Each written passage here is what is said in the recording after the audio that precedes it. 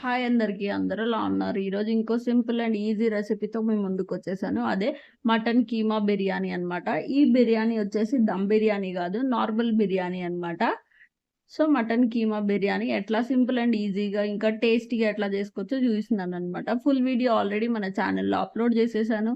Interest ఉన్న వాళ్ళు ఖచ్చితంగా ట్రై చేయండి. బిర్యానీ టేస్ట్ అయితే చాలా అంటే చాలా బావుంటుంది.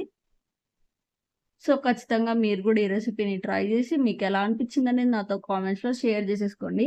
నా ఈ సింపుల్ రెసిపీస్ గనుక మీకు నచ్చుతున్నట్టయితే please like, share and subscribe to my YouTube channel. So, చూస్తున్నారు గదా! ప్రాసెస్ అంతా గూడా చాలా సింపుల్‌గా ఉంటుంది. బట్ టేస్ట్ అయితే చాలా బావుంటుందనమాట. ఖచ్చితంగా ట్రై జేయండి.